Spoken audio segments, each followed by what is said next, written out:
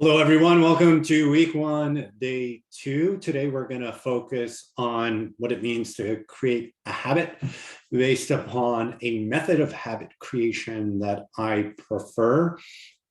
The main point here in the objective is to have something in place that helps us to establish habits around the right things to be doing that meet our goals. And I'll talk more about the targeting of those habits in terms of the right goals later on in the program. But today we're going to focus on habit creation, and the method of habit creation that I'm going to share with you today is one that I prefer. It doesn't mean that it's the one you need to choose. You may have another method for habit creation that you prefer, but the point here is to have this piece in place to help you to create habits. So the objective of today is how to create those top habits using a framework that works for me, may work for you, and I'll just cover that in a moment. So why are habits important? Let's refer back to the top pattern that we discussed on a previous day. Habits enable us to perform tasks that, when those habits are targeted towards the right thing, increase our probability of success and give us the consistency of success that we need to create reliability. And if you remember, reliability is super important because that's what the stakeholders of the most senior leaders are really looking for. And also your team members, they want to see some consistency of success and what that inspires. And that also helps to create an environment, if you're using the right methods, the type of environment that helps others to thrive. So the types of habits that we create can vary depending upon the targets that we pick, and that habits sometimes will not take for certain reasons, and I'll get into that in a moment.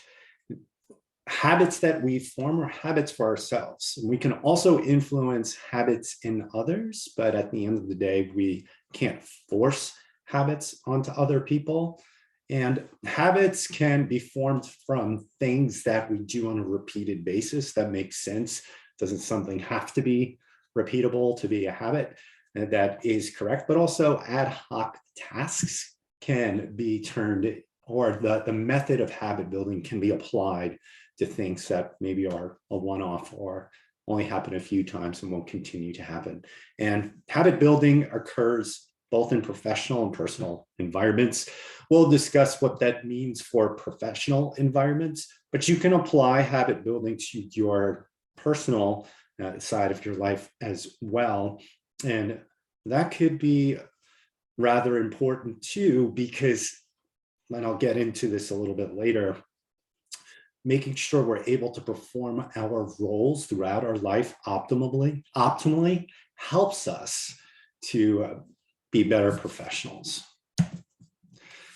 So the framework that I like to use was created by a doctor from Stanford, Dr. BJ Fogg. He authored something called Tiny Habits. You may have heard it. His framework was actually used for social networking sites to build the stickiness of those platforms. He originally intended for this behavioral science method to be applied for individuals to help them in their personal and professional success. And it is. And I use this frequently to help build my own habits and to hit that pattern that I've been talking about. And I recommend this one, but you can choose your own. The point is to have something in place, a framework that helps you to build habits. And if you want to learn more about this particular framework, I strongly encourage it. Please go to tinyhabits.com.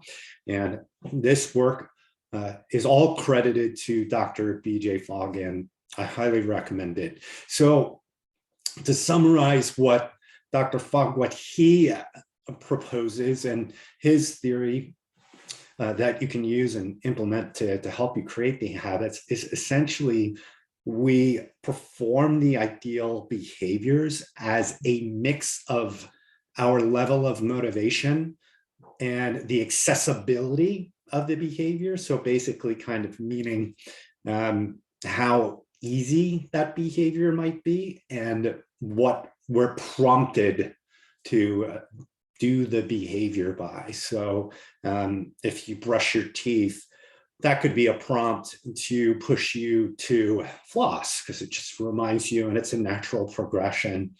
But then how motivated and how easy is it for you to floss? So it's pulling on these different levers to get us to do the behaviors that we want to do, and the right mixes of motivations and accessibility at certain moments help us to create the types of habits that we want.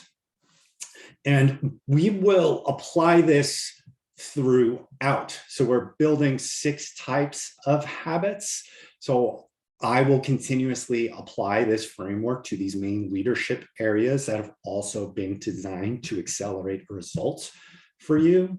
And looking through the steps of creating a habit according to Dr. Fogg's framework, you start out with the aspiration. Like, what is the thing that you ultimately want to change or achieve? And that aligns to when we talk about strategy. So vision, strategy help us to define the target and how we might achieve that target. And the next step is exploring the behavior options. So what are all the things that I could do that could achieve that result? And then matching it with specific behaviors, again, part of the strategy piece, like where do each of these behaviors index against my motivation and the accessibility of that behavior? And how can I break it down? And using those levers really increase the probability of completing the task and converting it into a habit. And that's when we talk about start tiny, so starting small. And essentially, when you complete the tasks and you build smaller habits, it gives you more momentum and motivation to build bigger and bigger habits. It really feeds, and it's sequential, like this program as well. And then it's about finding that prompt, that reminder, that natural thing that happens in some kind of sequence that is an automatic trigger to say, okay, I need to do this. And something that's important from a behavior standpoint, you're more likely to do something again if it is celebrated in some way. And that doesn't mean you have to throw a huge party. It's just some type of minor celebration that marks the occasion. And that is part of what we talk about in the communication section.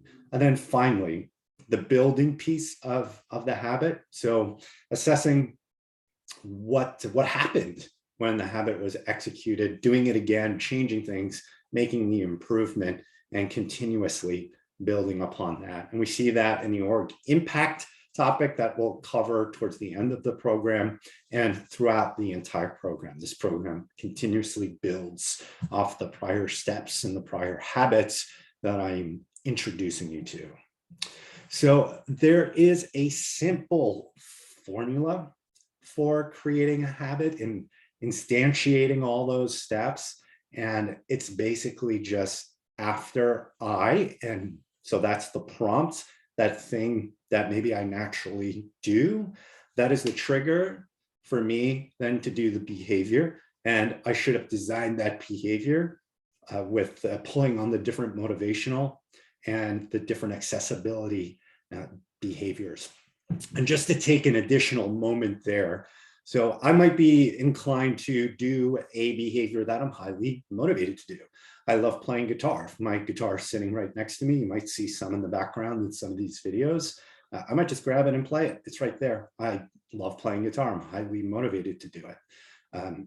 Or at the same time, if something is really, really easy to do, I love cake. So if there's cake on the counter, it's pretty easy just to grab it, eat it. That may not align to the goal that I would like to accomplish in health area, but it's easy to do. So I'm highly likely to do it. So when there's a mix of high motivation and high accessibility, that increases the odds of us completing the behavior and forming the habit. But we're not always going to have high motivation and high accessibility. So sometimes when something is really hard to do, we either need to make it easier or we need to significantly increase our motivation to make it happen. And increasing motivation can be very difficult, and I'll talk a little bit about that tomorrow. So this one sentence, this formula, after my prompt, the thing I normally do, I will execute this new habit that I have, and I've constructed that habit in the way that increases the probability that I'll not only complete it, but I'll likely repeat it. And over time, I could make that habit more difficult because it's become, frankly, too easy, and I'm ready to take the next step, and I'm building momentum because I'm motivated to be challenged some more. All right, so the action item. Well, actually, there's multiple action items for today. First, review tinyhabits.com. There's some great videos on that site. You can choose to buy the book or the audiobook. I make no money from that. I make no money from any of the links that are linked out from this program. So you can choose that version of habit creation, or perhaps you've been trying one that you like, or there's another method that you want to pursue. Point is, find a habit building method that works for you. This is the one that works for me, so maybe it'll work for you too. And then just practice building that habit.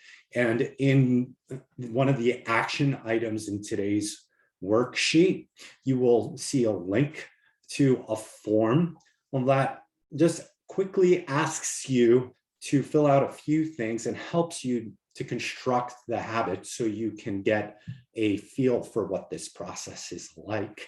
And then finally, it's not stated here, but it is stated as part of the program. Take what you have learned today and after this part of the program and make it part of something that you're currently doing with your work. Apply it and see what happens. All right, that's it for today's part of the program. I look forward to seeing you all tomorrow. Take care.